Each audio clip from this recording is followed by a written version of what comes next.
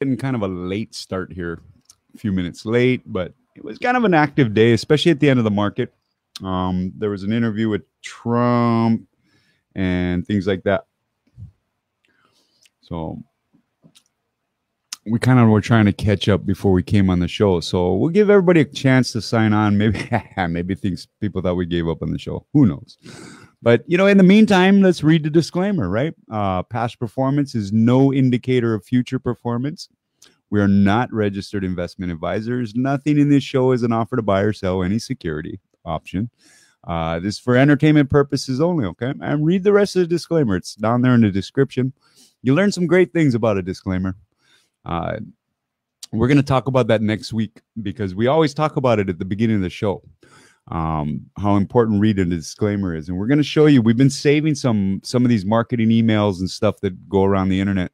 And we're going to kind of share them with you next week because there's some interesting things you'll find in that disclaimer. And it'll be fun discussion. So Flory's here. Welcome, Flory.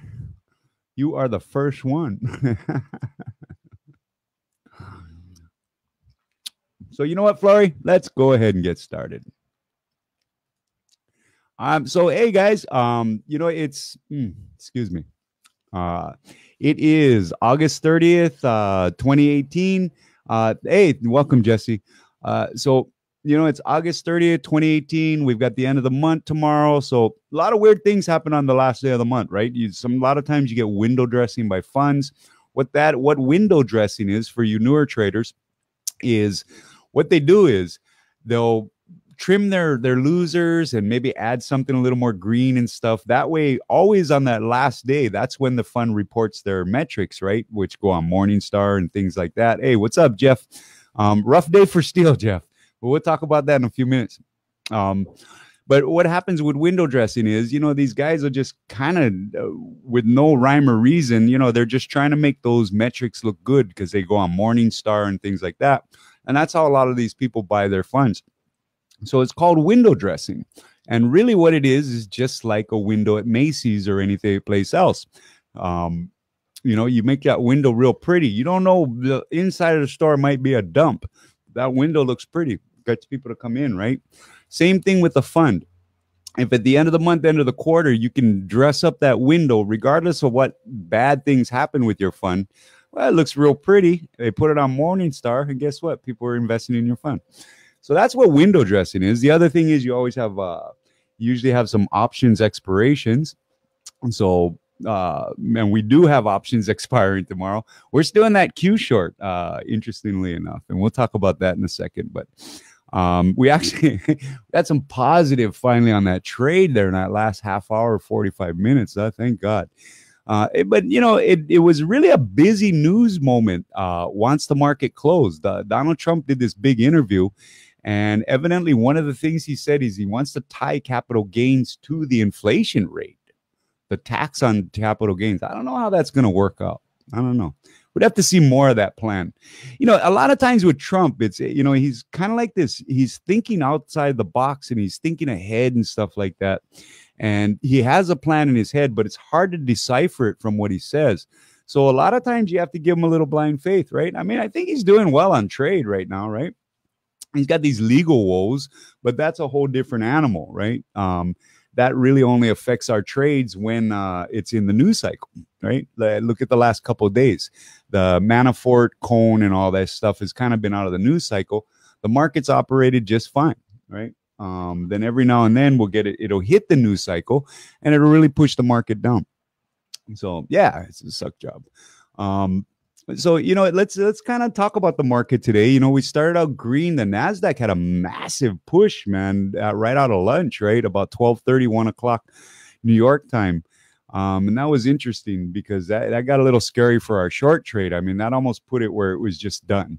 But we got that nice sell down later in the day. We closed red. Let's take a look at the numbers for the day. The Dow closed down 137 points. Guess what? It lost 2,600. The S&P closed down about 12 points, just above that 2,900. Now, that's bullish if it keeps closing above 2,900. But it's getting unnervingly close to that level. The NASDAQ lost 8,100, right? It was down 21 points. That could be the beginning of a chink in the armor there. And that's what we're looking for. We're looking for a little bit of a sudden sell down, just due to overbuying, just being a really overbought market, being a very excited market. And tomorrow we've got a lot of things going on that could throw a monkey wrench into this market. One, we've got this interview with Donald Trump right now, and evidently he said some things that might rattle things a little bit. But look, he is the president of the United States. Okay, let's support him. Okay, I mean, I think what Tiger Woods said was the best I've heard of anybody's opinion of Donald Trump. Like, I mean, there's no doubt out there. People really hate him. People really love him.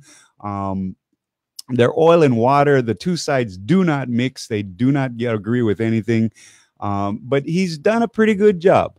You know, the economy's going good. The stock market's going good. The job market's going great. He's starting to work this trade out. But he does, you know, in his verbiage and stuff, and his way of doing things is very aggressive. He does rattle some cages, and sometimes that does affect things a little bit adversely. But like Tiger Woods said, you respect that office. That is the president of the United States. Okay. You can argue and split your hairs that he didn't win the popular vote. Well, he won the electoral vote. He is the man sitting in that chair. You can say he shouldn't be. You can say he couldn't be, but he is. Okay. So let's respect the office and let's give him a chance to perform well, which makes us much richer and much better off. So, you know, we'll see how that interview went. That's really what we caught out of the interview before coming on the show, was that he's thinking about tying the capital gains tax to inflation. Now, we got to see the numbers on this and what he really means by this to see if it's good or bad. We'll reserve judgment till we see what's in proof in the pudding. You know, this morning he came out with some steel relief for some countries. So that really hurts steel. Let's go right into steel, Jeff, and talk about that, because U.S. steel got down below 29 bucks again. The long play were in AKS. Didn't have too bad of a day. It still held around that 430, 440 level, which is fine. We're just about 50, 60 cents out of that strike and plenty time to go on it. And, you know, we should weather this no problem. Now, what big is on the horizon tomorrow is the deadline for Canada to get on board with this deal, the NAFTA replacement, right? Something goes wrong with that, it's really going to throw a monkey wrench into the market. You might see a big sell-off. If all systems go well, might have a great Friday. So we're going to have to kind of wait and see on that. And we'll keep you updated. But it's interesting. You know, he gave a little relief on tariffs to some of these countries, selling steel to the United States. And that really just really hit X really hard, U.S. steel. Now, look, like we always say, we own U.S. steel way back from $18, $19. And we still think it's going to make at some point a push back up to that $60, $70 level, maybe even getting back to the heyday, right? There was a time when X was worth about 200 bucks a share, when steel was in its heyday. And so, look, let's yeah, I mean, you know, it's a buying opportunity, right? I mean, if you believe in it, this is your buying opportunity. We talk about that all the time on the show, right? One of the biggest things that happens with traders is, say U.S. steel is at 35 bucks and you want to add it to your portfolio, and you're like, well, I'd rather add it at about maybe $29, $30. Well, it goes to $28, $9, and you don't buy it. Why? Oh, it's crashing. I don't want to buy it now. It's losing value. It's like, come on, make up your mind. You know, don't trade like that. Don't be frivolous in your trading. Let's kind of roll into the trade ideas. You know, that's kind of steel right now. Steel's a wait and see as far as where it's going to be in the short term. When we talk U.S. steel, we're talking the long term. Look, this is a good dividend bearing stock. It's a great company. Ever since they put in that new CEO, everything's starting to churn. Everything's starting to chug. Donald Trump is working his way across the board on this trade. He's got Mexico on board. Tomorrow we'll find out about Canada. If Canada gets on board, we've already got the diplomats scheduled to meet with the U.S. diplomats and the Chinese diplomats to start getting on board with that. Another thing that kind of spooked the market today and kind of piled on with steel was Trump has re-mentioned that he is dead serious about this $200 billion in tariffs on China.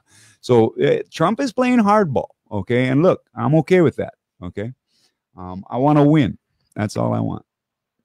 So let's kind of roll into the trade ideas, right? Because it was a weird news cycle day. It was just not really a lot about the market, but the things that were about the market were mostly on that trade stuff. But let's kind of go to the trade ideas, because you guys tune into the show. If you're members of our group, you tune in the show because we touch bases and stuff like that, and we have a lot of fun. But for you guys that aren't members and you just tune into the show from the outside, yeah, Jeff and all that. You're looking for ideas, you're looking for insight, right? So we just gave you a little insight on what was happening with the news cycle. Let's talk about trade ideas. We were talking about Dick's Sporting Goods yesterday. That's still potential, maybe let it recover a little bit and get in on a short there. It doesn't look like retail is this, hey, Norris, it doesn't look like retail on that end. And what we're talking about is, Dick's is, their big thing is gun sales. Their big thing is athletic apparel. So when Under Armour starts underperforming and they start saying they're not going to sell certain types of weapons or whatever it is, and they upset the gun crowd, and that's a big base of their customers, there's a lot of problems happening there. And then kind of to complement that trade, maybe you want to throw in something on short on Under Armour. We're looking at these going forward, but as a service right now, we kind of step back because we're working our way out of this Q short, and we've also got some good plays on the board. We got about 6 plays on the board for late September, so we're kind of working those. Things are really starting to line up for those, and we're really happy with the development. So, like we said again, we've been saying every day we're long gold. Gold had a little rough day today, but that's okay. It didn't lose any key levels. It didn't lose any support. Really what gold is right now is 2 steps forward, 1 step back. It takes 2 steps forward one day, nice big day. Then it does a little pullback. Maybe it gives a day or two going up. And we'll take that. We'll take that because we're in right on these and it's looking really good. We're also in AKS, which is the largest gold miner on the planet. AKS had a little bit of a rough day too today, but nothing to get freaked out over. In the life of the trade, from the moment you buy to the moment you sell, it's an experience. It's a roller coaster ride. So one day, one day you're, one day, but it all matters what happens at that last part of the trade when you sell it, right? So, and Under Armour is kind of an interesting trade. We kind of took a good look at Under Armour today. And I don't know. It might be just a little too oversold. And we're probably smart not to get into these shorts when we did, because we knew like Lululemon and stuff had their earnings today. Lululemon just released earnings. They were expected to make 41 cents a share. They made 70 something cents. Just a blowout earnings. And remember, Lululemon a few months back was really getting beat up by the media and getting beat up by the customer base and things like that. And the stock was getting beat up. This might be the big turnaround. This is another one, I believe. I don't follow Lululemon that closely, but I believe they just changed their CEO, right? So maybe they made the right move, huh? But you guys that are interested, in that trade that we've been talking about, that possible short, look, if Lululemon gives you the sector a nice rise tomorrow, that might be the time to look at your short, taking up your short position in Dick's and UA, right?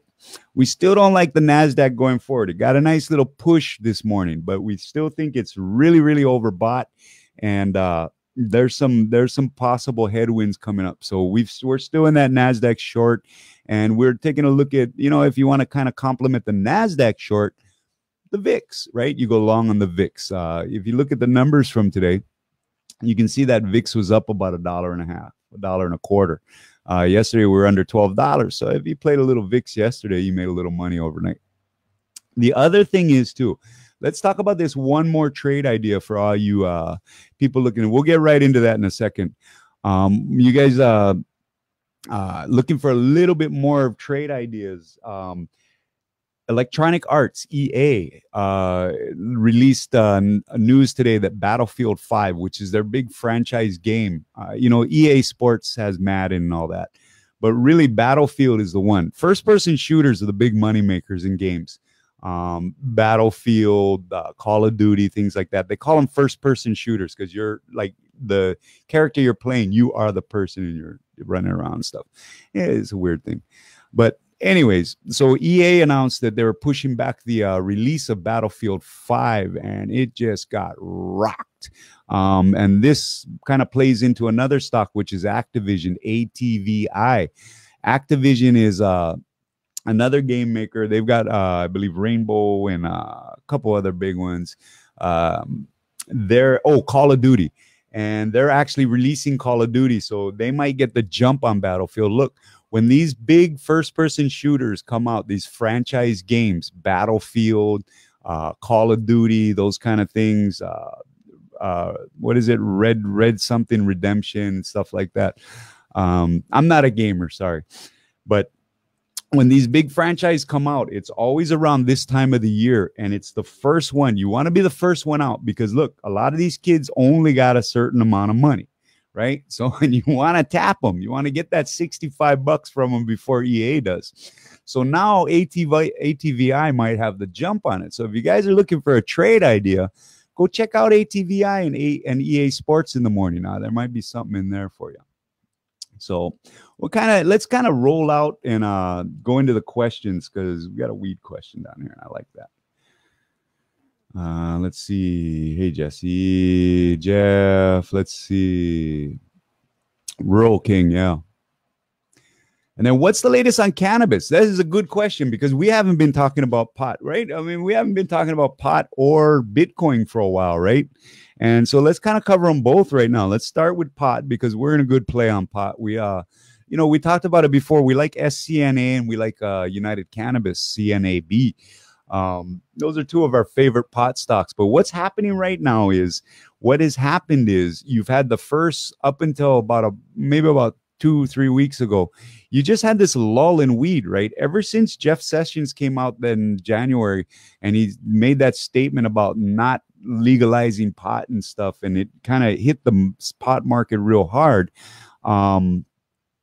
The thing's just been trickled down, and it hasn't been trickled down because of bad news. It hasn't been trickled down from any catalyst. All it is lethargy pushing it down. The volume just came out of it. People lost interest. Same thing like Bitcoin. Bitcoin is all about sizzle. So is pot right now. Speculative sectors are always like that. In the beginning, they're speculative, so a lot of emotion in it, and that's what drives the prices. But in the last couple of weeks, look, in September, we've got the big legalization, the Canadian legalization. There's just a big report where they changed the anticipated valuation of the taxes from, I think it was from 15 million to almost $1 billion. So, I mean, oh my God, the pot is just going to go crazy. September 1st is when a lot of things are going to cut loose. One of our favorites, which is United Cannabis, CNAB, they just had their quarterly report, and they just had blowout earnings and stuff. So, yeah, unfortunately with that, Jeff Sessions is not long for this administration. Trump came out today, and in his interview, he said Sessions is safe until November. So, I mean, man, can you imagine working under those conditions with Donald Trump as your boss? And man, you better do something before November. You're out of a job, man. And Trump, you don't get to walk out the door. Somebody's going to throw you out. Excuse me, I didn't mean to say that. But yeah, I mean, and that's what it is too. But Trump's big thing is this opioid battle. And what I was getting at with United Cannabis is they just started a trial at the beginning of the month for their product. And what United Cannabis does is they have a whole website for health and wellness using CBDs and stuff. And it's still a work in progress. We've tried to use it ourselves, but you can see it's an early development company, but it's really starting to come along. And this whole health and wellness is you basically go on there and you can talk to a health professional. They'll guide you into what products work best and stuff. But they just put into trial a pain relief, CBD pain reliever. And it's already gotten big reviews. They tested it in Africa and stuff in some of the markets down there where there's a little bit more freedom from regulations and stuff, and they did very well with it. So look, the United Cannabis is one of those. Look, we're bought it and we're going to sit on it. That's going to be a $10, $15, $20 stock sometime, and it's not that far away. So, like we're not registered investment advisors. Nothing in the show is an offer to buy or any security. But if you're asking us what we like in the weed, we like SCNA and we like United Cannabis, CNAB. And it's true. Jeff Sessions is really the freaking monkey wrench in this whole thing. I mean, Jeff Sessions is the monkey wrench in a lot of things with the Trump administration. I don't know how the guy got the job in the first place, but sometimes you make bad choices, right? Even the best choosers make bad choices. So we're gonna have to work through that. Yeah, we got something for her. But let's kind of just play it along. The big thing right now is we are now in election period. We just had the Florida and Arizona primaries, and really everything else, all the other primaries are like your New York and stuff. You know exactly which way that's going to go, right? So what happened in Florida and what happened in Arizona were real big. But you notice too, you can see that the Republican side is actually getting a lot more aggressive. Well, now they know who the candidates are. Now they know who the opponents are and stuff. So things are going to get really, really lively here, and it's going to be a lot of fun. So like we said, we got to give you guys a bunch of trade ideas there. A little insight on the market, just kind of wait and see. But we think this NASDAQ is really going to make a big pullback. So we've talked about that before. If you want to set something up to play that, maybe going forward and stuff, the VIX is a nice positive play. You buy calls in that or something to catch that VIX move. There's probably more money to be made. Just as some advice from us, just some opinion from us. But the way we see it is there's probably more money to be made on the VIX move up than on the Q move down. So just a little tip from us. But hey, we have a member having a birthday today, Miss Talagu. Happy birthday from the whole team. We hope you have the best of birthdays today. Even though it's your birthday, you were on the boards with us, you were sharing in the group. We are so proud to have you as a member. I'm sure all the other members just really love you. It's just fantastic relationship. We couldn't be more blessed, and you have the most fantastic birthday of ever. Okay, have an epic birthday, as the kids say. Have an epic birthday. But yeah, happy birthday, Talagu. And yeah, hey Jeff, you know what, Jeff, life is great. We've had these last couple trades. We've had a little tough time with these last couple trades. We had a winner last week with that Qs, but then we had like that Amarin options that kind of washed out. And we're in this Q short right now, but we're really liking things the way they're sized up and all our other trades.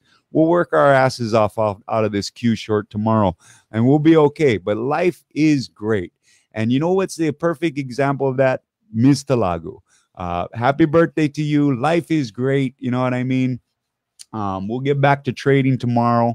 But you have a great birthday, okay? From everybody, Laura, myself, Samuel, Jasmine, everybody in the team over here, Greg and all them. Happy birthday to you, okay? So let's kind of cut this close so Tala can go blow out the candles and maybe get a little birthday party going. We'll see you guys tomorrow with a little bit more trade ideas, and let's see how this market shakes out tomorrow. Like we said, Friday, last day of the month, Friday, kind of a funky days happen on those days. Plus two, look, traditionally, September is your worst performing month of the year. But also, traditionally, the fourth quarter is the best performing month, best performing period of the year. So your 3 months traditionally are the best 3 months of the year. Your 1 month is traditionally the worst month of the year. How are you playing it going into this, okay? If you don't know how to play it, or you're confused, or you just want a little help, or you want a shoulder to cry on, we're here for you. Go ahead and click that link. So other than that, gang, you guys have a fantastic birthday. Let me pass on the birthday wishes to Miss Talagu before we go. Nora says happy birthday. Samuel in the office and them said happy birthday. The trade team says happy birthday. I know everybody's happy birthday. Let's go have some fun on a Thursday afternoon. Okay, gang? So thank you so much for joining us. We'll be back tomorrow right after the market. Should be a lot to talk about tomorrow, a lot more to talk about than today. So you guys have a great afternoon, okay? And one last time, happy birthday, Tala. Aloha.